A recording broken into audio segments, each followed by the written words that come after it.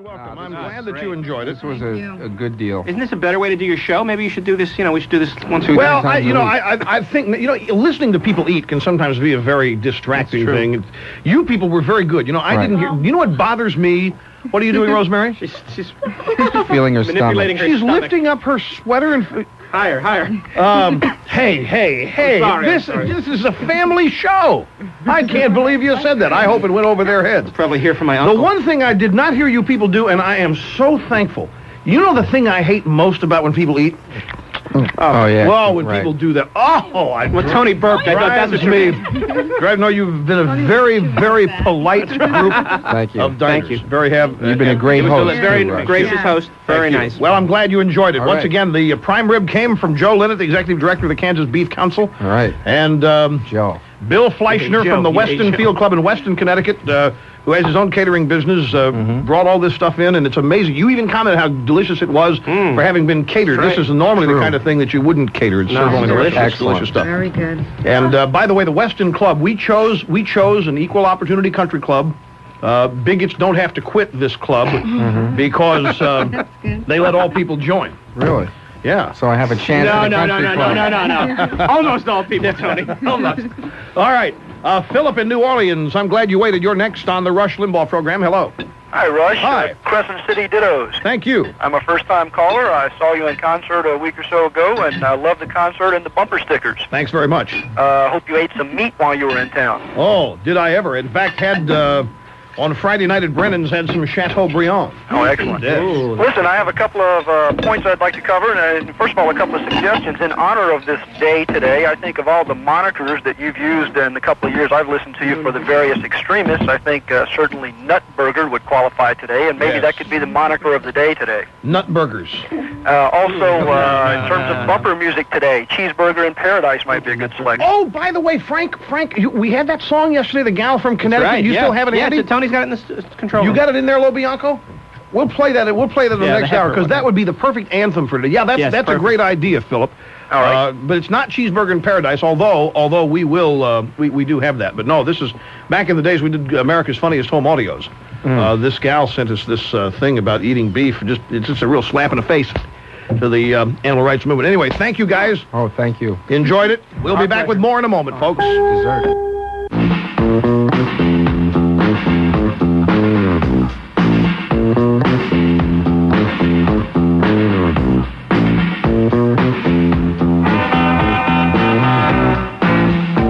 This is former heavyweight champion of the world, Mike Tyson. The following program contains mature subject matter that is definitely suitable for the arts and crescent crowds, not to mention leftist pink mokamis. Even feminazis are welcome. Humaniacs, psycho babblers, environmentalist wackos, pencil mech geeks, and especially welcome members of the Now crowd. And now I'm here to make sure nobody kicks your butt.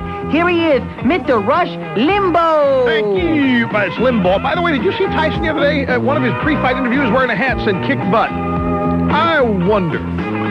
Our influence update. I just wonder. Greetings, ladies and gentlemen. Welcome. This, of course, is the hottest radio show in the country right now, and it will be for a while, the Rush Limbaugh program. We are here on 323 radio stations today. We just concluded.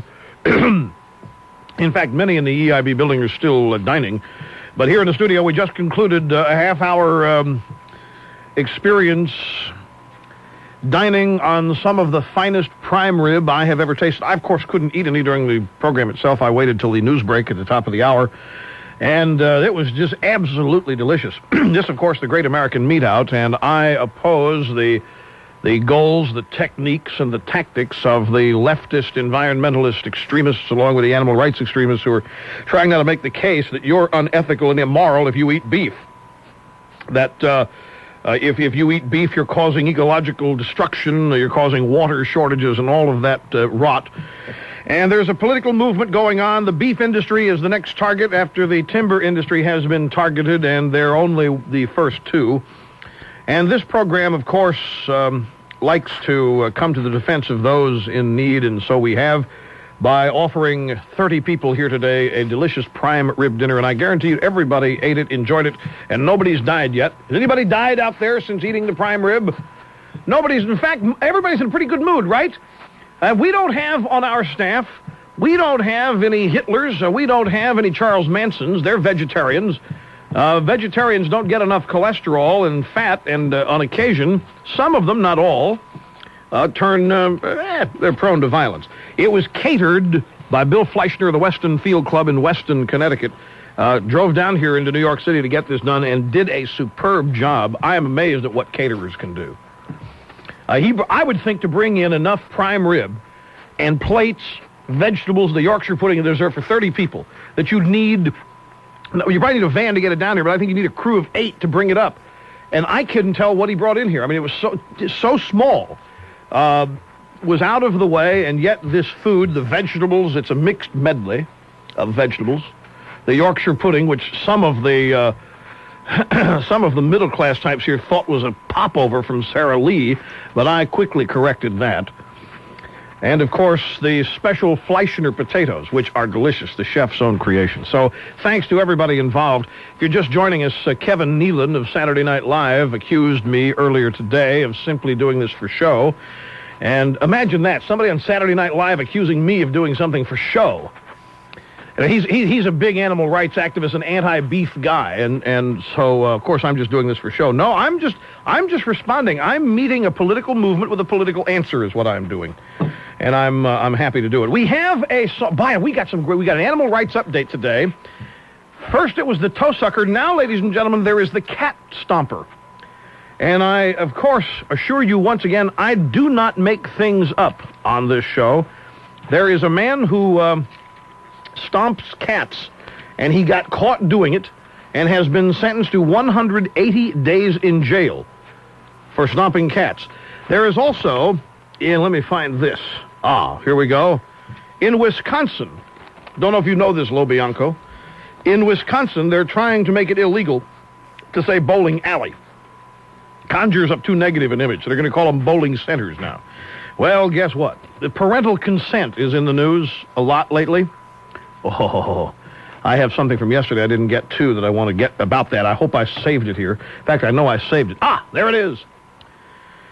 People laugh when Wisconsin legislator Jim Baumgart explains his proposal to require youths to get a parent's permission to have a tattoo. They want parental consent to get a tattoo in Wisconsin. And they'll probably say, yeah, that's a good idea. The reason is that a Sheboygan man and wife found that their daughter had tattooed her breast. And didn't want them, yeah, imagine that. They did that, and so they now want parental consent for, we'll have details on this, but we want to play a song today. We're hoping to hear from Ted Nugent. It's a long shot.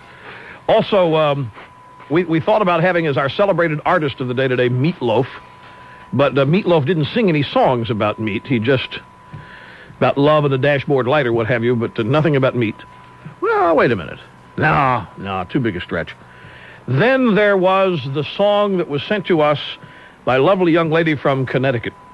During our last summer foray into America's funniest home audios, they call me a meat lover.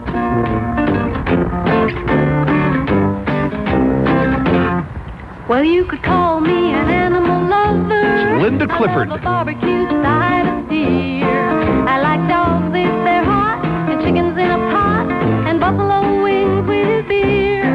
I like pigs in a blanket and a foot-long frank, and almost anything that's made out of meat. Well, you bet your double whopper I'm an animal lover. Now let's bring on the critters and eat.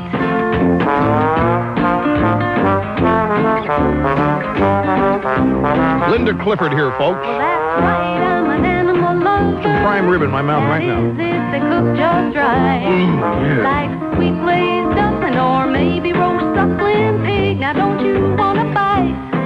Give me a rack of lamb or a can of Spam. It takes meat for me to get my kick. Now I'm an animal lover 3 times a day. I need my animal protein fix. Now maybe I won't get to be an octogenarian because of the cholesterol and fat. But I never want to be a vegetarian. I'd rather have a Big Mac.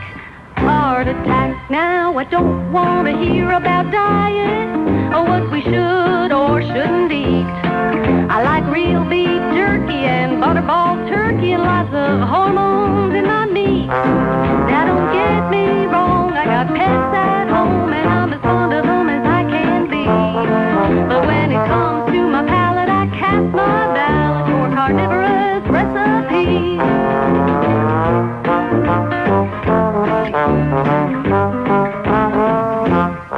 Now I think I'm an animal lover. I love otters, raccoons, and mink. I like fox and rabbit in comfort jackets and a full-length coat of link. Now I care about my pets. I eat and wear all the rest. Is what you call a double standard, in fact. I like them in their place, like a zoo or horse race, on my dinner plate or on my back. Oh, I can just imagine what the vegetarian and anti-meat crowd are doing when they hear this. Yeah, Linda Clifford from the wilds of Connecticut. And now, my friends, a double dose of pro-meat music. I turned on my TV and what did I see? A woman there preaching about the evils of beef. I said, hey lady, won't you leave me alone? I'm gonna have a big steak and chew on the phone. Save a cow, save a cow. Katie Lang's gonna show us how. The tofu burgers ain't really that bad. Katie Lang, now don't you be sad. Now Katie Lang, she says what she thinks. Kissed the cow, then said that meat stinks. So why don't you just dry them tears and open up a home for the wayward steers? Save a cow, save a cow. Katie Lang's gonna show us how. The tofu burgers ain't really that bad. Katie Lang, now don't you be sad. This is Ode to a Heifer, by the way. Went to the store a little later that day. Bought 16 pounds of USDA. I grilled it up on my barbecue. Made a pig of myself in honor of you. Well, I'm glad to see you not wasting your time, like helping the homeless or to fight against crime. You keep it up, and with any luck, you might get flattened by a big cattle truck. Save a cow, save a cow. Katie Lang's gonna show us how. Oh, Bessie, we're alive, she'd thank you now. Save a cow, save a cow. Save a cow, save a cow.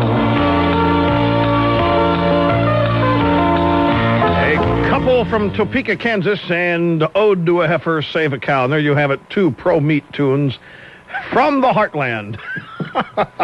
Here on the Great American Meat Out. A quick call before the break. A cellular call. Bob, let's see. You are in Brunswick, Maine, aren't you? Yes, sir. Hi, how are you? Not so bad. I've been trying to call you for 3 years, Rush.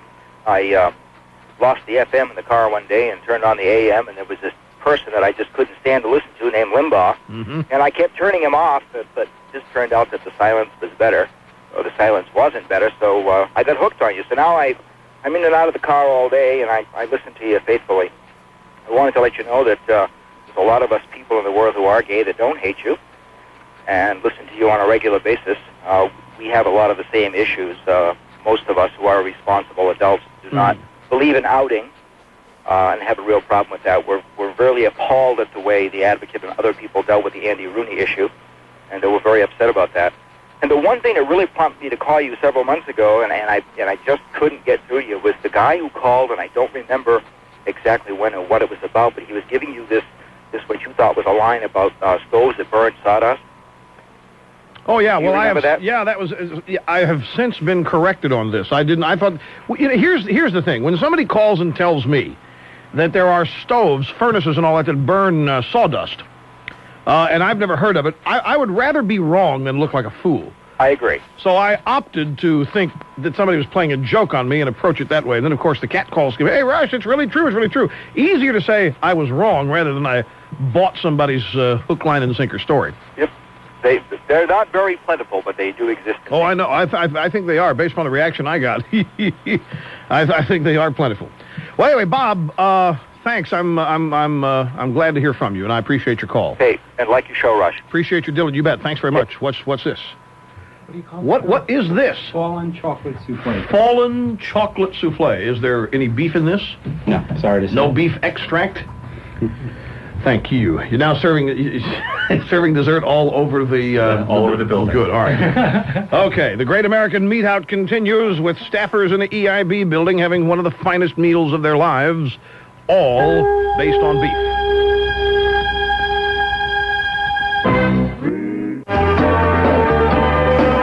From high atop the EIB building in Midtown Manhattan, Rush Limbaugh, the Excellence in Broadcasting Network. Here's the telephone number. I forgot to give it out today. And I should, because the audience is growing so rapidly. 1-800-282-2882. And keep in mind, you people, keep in mind that there are those who have tried to get through here for 2.5 years and haven't made it. There are others who get through their first time. First time. So be patient. Sometimes it's difficult to do. San Diego, Chris, welcome to the show. Hey, Rush, I'm one of those first-time people. I dialed about 10 times and got you. Thank you. Congratulations to you. Thank you. This is the tummy grumbling dittos, by the way. I've been listening to you guys eat down there, and I'm going nuts. Well, you're just going to have to go out and have some prime ribs someplace. I guess. It's the only way that you're going to... Yeah, it's the only way you're going to satisfy your psychological craving then. Yeah, that's for sure. Hey, the militant environmentalist vegetarians are going to have to go over to China and do something about that sheep-eating panda they have over there. It's in yesterday's newspaper. The panda, which is normally herbivorous, there's one particular... Hold it just a second. When you start throwing words like that around, we have to let those in the audience who don't understand them understand. For those of you in Rio Linda, California, when the caller says that the panda is herbivorous, it means it eats herbs. It goes to the grocery store to the spices counter and gets herbs. Okay, Chris, continue. Right. Chinese zoologists are studying this panda. Apparently, in the past couple of years, it's killed over 30 sheep. No kidding. And eaten them. Oh, no! Yes. Oh, I don't know if the world can handle this. This is a scandal of made, especially in a communist country, no less. See, that's the kind of stuff that happens over there, folks. If we had a free market over there, and we could go out and shoot the panda and stop that from happening. Save the sheep. Right. Okay, Chris. Thanks for calling. Okay. I'm glad you got through. It's a good thing he wasn't trying for 2.5 years for that story. Would have severely questioned his judgment. Have you heard about this? This panda eating sheep in China? Where do people hear this stuff? Tom, Portsmouth, Virginia. Hi, welcome to the Rush Limbaugh program. Rush, it's a pleasure to talk to a Zeitgeist. How you doing? Thank you. Here we go again. Here we go. You people, you're just challenging it. It must be Challenge Rio Linda today. You know what? This is going to be a great thing because we're actually going to educate them. The Zeitgeist, for those of you in Rio Linda, California, simply means the spirit of the times. It happens in pop culture, whatever is current, whatever is hot, whatever is hip. Me, Zeitgeist. Close. I went to a National Review anniversary down in Washington about 10 years ago, and William F. Buckley introduced James Kilpatrick, and he introduced him as a Zeitgeist. And I asked about 12 people, what was it? Nobody knew, so I wrote Buckley, and about 2 months later he wrote back and said that a Zeitgeist was a strong and prevailing wind. It's the spirit of the times. Okay. And you'd say that I would not fit under that definition? Absolutely. Strong and... well, you said close. I would figure that's dead on, but you got a cough out there, huh? Yeah, absolutely. One thing... Better stop eating beef. No question. I enjoy it. We have in our Virginian Pilot paper down here today, we had a female reporter write an article stating the imbalance in the military amongst blacks as compared to the population, etc. I felt like I've given this a lot of thought because I've read so many of these liberal articles on this, and her figures indicated that she said that 30% of the military were black and approximately 12% of the population was black. I think we can nip this now if we could find a possibly Republican congressman who could introduce a bill into Congress stating that effective immediately, we're putting a freeze in the military. And until we get the black population down equal to the national population, and once we get it there, it will remain there. We'll have to establish a waiting list and so forth. I would love to see that I think there'd be some screaming. I think that'd be fun just to see what happens. Absolutely. Absolutely right. No, not meaning to echo you there, but... Well, here's the thing. I can't believe they're still writing that piece. That piece... began last November. That's when that criticism was first leveled. Well, it's down to a local level now. They're trying to fill space, I think. Well, that's a shame, because did anybody point out to this young reporterette that the 30% black population of the military joined of their own volition? Well, it was a lengthy article, and she went in there and pointed out all the things that are wrong, but she finished it up stating that most blacks enter because of a job, a salary, further education, chance for advancement, et cetera, et cetera. Well, those are horrible reasons to join. Absolutely. Great show. Why would you want to? Well, that'd be a great idea. In fact, I would go further. I would say this, and I mean this. If these people are going to continue to nitpick and try to define fairness with percentages, if the black population of this country is 12%, and how many of that 12% would be adults capable of working? Let's say that of the 12% of the people in this country that are black, I'm going to guess because I don't know. Let's say that how many would you say are kids under 18? What would be a fair percentage?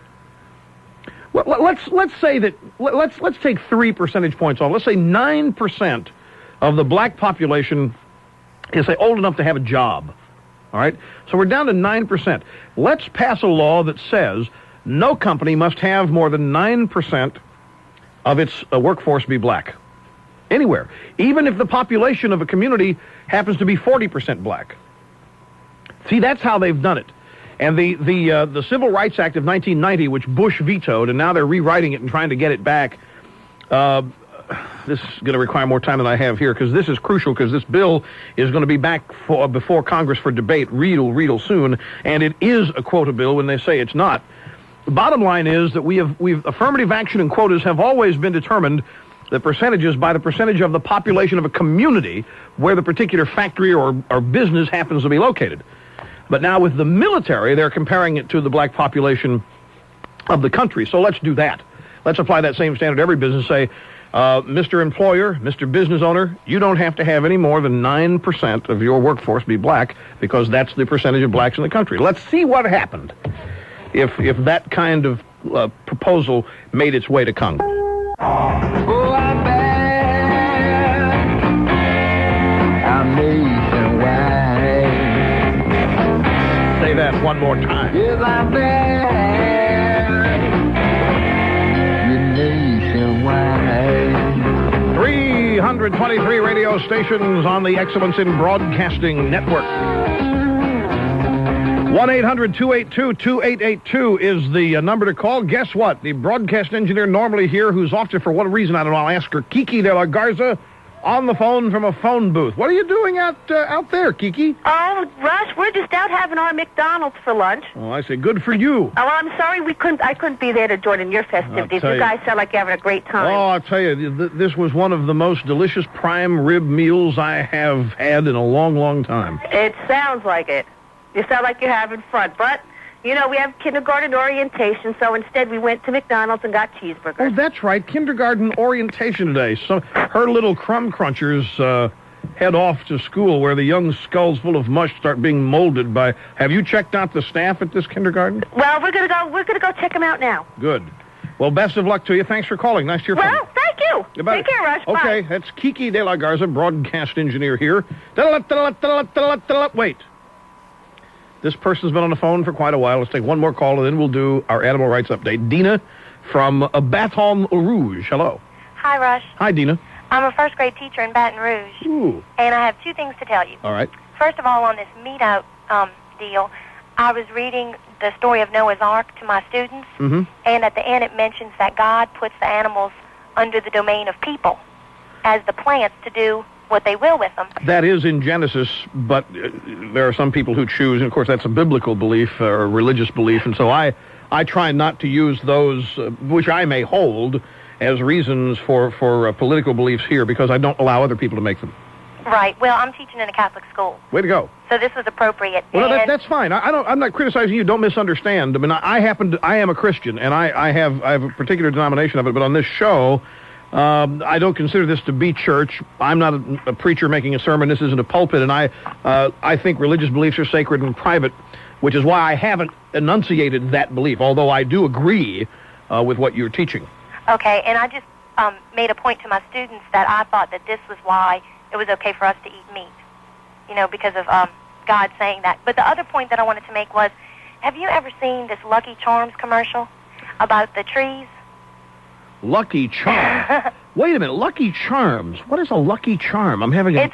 It's a cereal with little marshmallows in it and a little leprechaun. They have a logo of a leprechaun on the box? Yeah, all right, I remember now. I haven't seen any commercial for Lucky Charms in a long... I don't watch TV during the periods of time they advertise cereal. Okay, well, they're getting into the Environmental Act by showing this commercial that has the leprechaun and two little kids skipping through the forest, and then the forest just ends, and it's nothing but tree stumps. And they all say, oh, what happened? And the leprechaun says, well, all the adults forgot to plant trees. Oh, all the adults forgot to plant trees, so therefore it's people's fault. Well, exactly, and you know that's going to happen because we all will forget to plant trees. And so he says that it's up to the kids to plant trees, and he put tree marshmallows in his cereal, and the kids can send off box tops or something like that to get free trees to plant. Thanks for the call. Okay. I appreciate it. Thank you so much, and best of luck with your first graders. Thanks. Well, we were going to do our animal rights update now, but we're going to delay the animal rights update, move it back one more call. Ted Nugent is on the phone. Ted. Hey. How are you? I'm fine, sir. Yourself? I could not be better. How do you feel about the Great American Meetup, Ted? Well, you know, I get a kick out of these people. You know, we've been on the road nonstop with the damn Yankees all year, Rush. Right. We're selling places out. Let me just give you a perspective, and I think this is reflective of our wonderful society out there.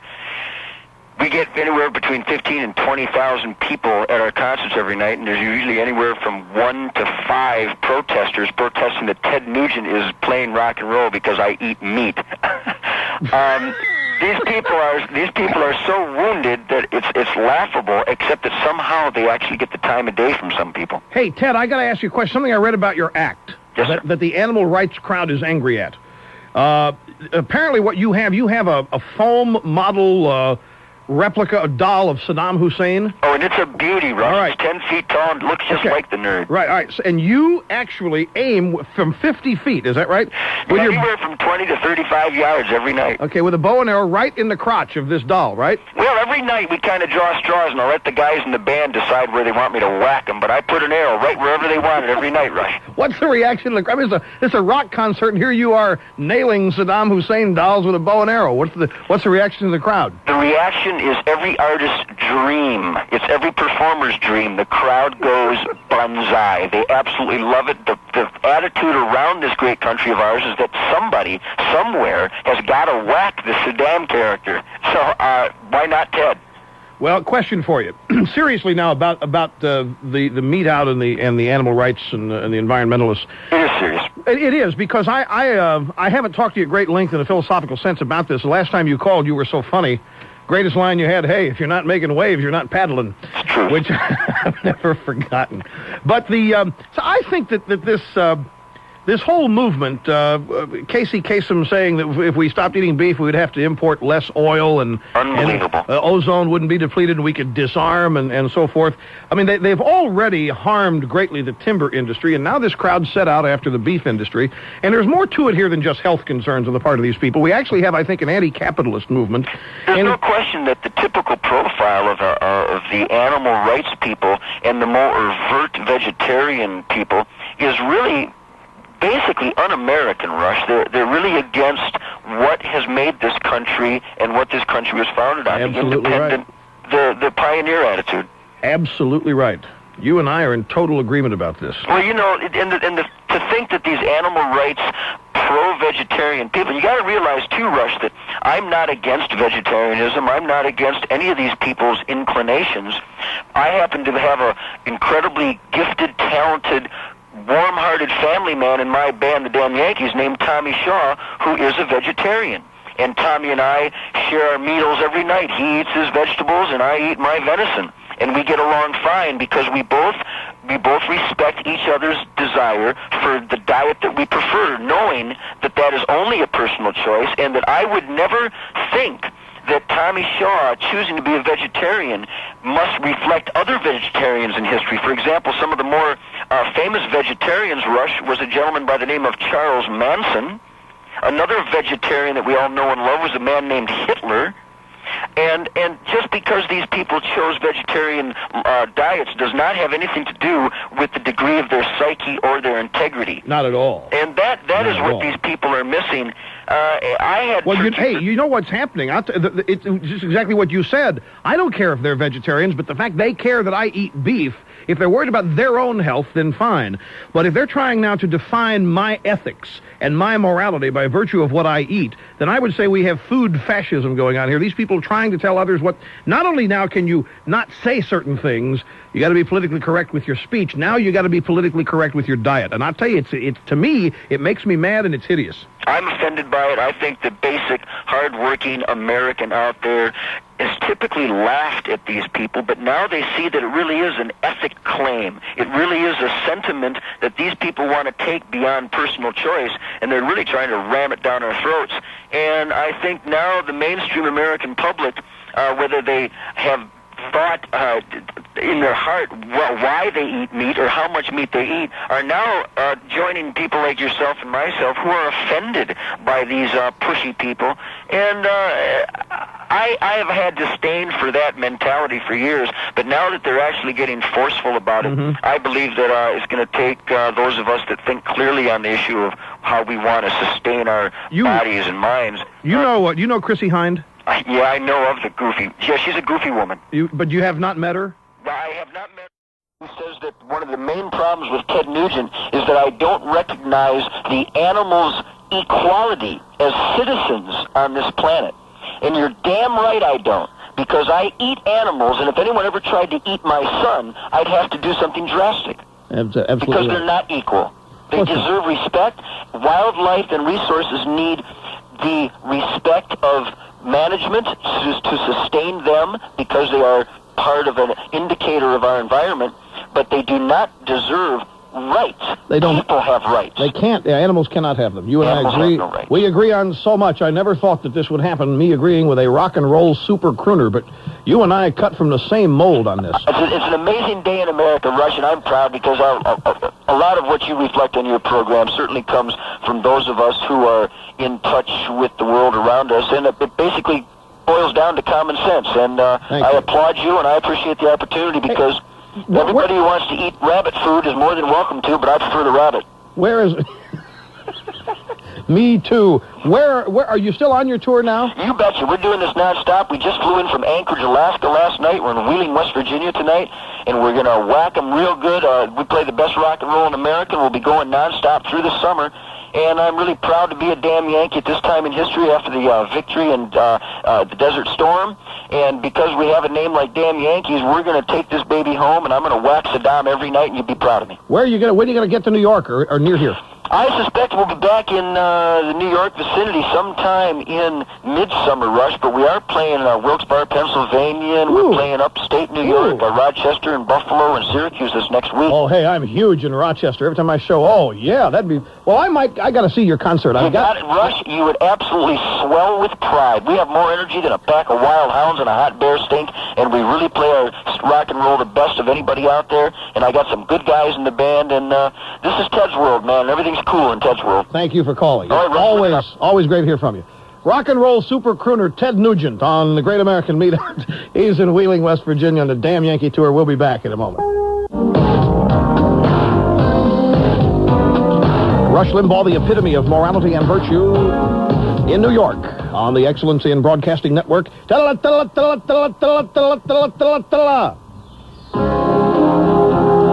Animal Rights Update time, ladies and gentlemen. This, of course, on the Great American Meetup, which I would happily now proclaim a profound failure, thanks to me. Born free, free as the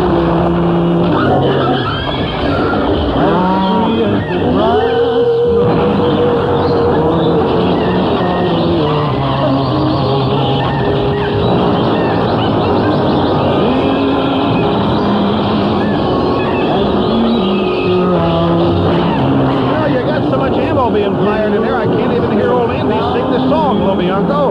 Each time you look at a star, they're firing everything at us. When no one's alive,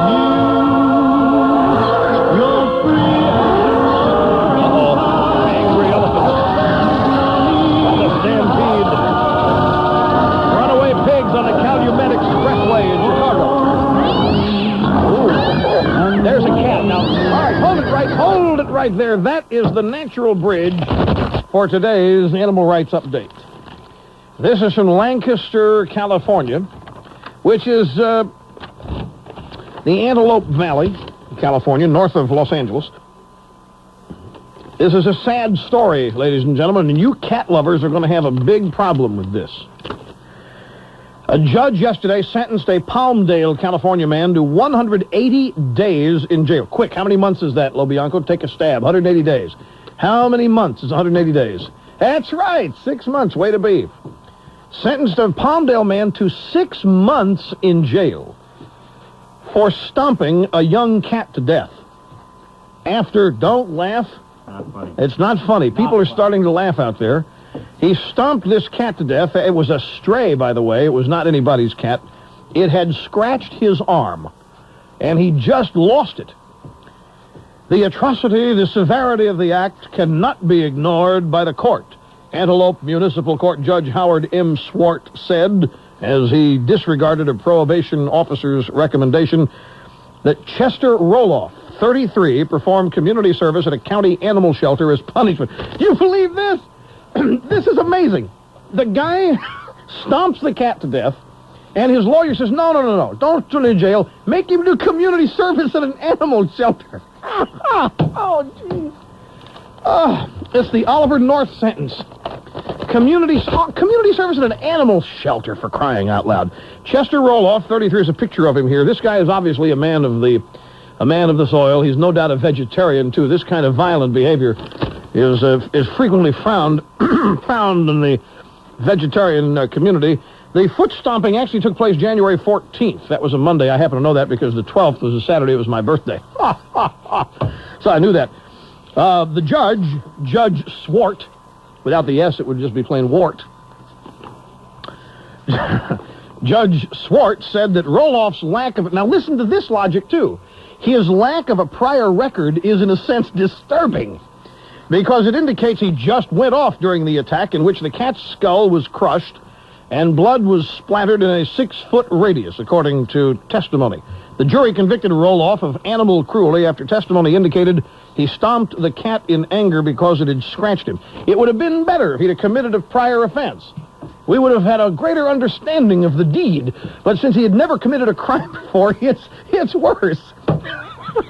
The logic that's permeating our courts as we adjudicate animal crimes. Is there anything else in here that might be...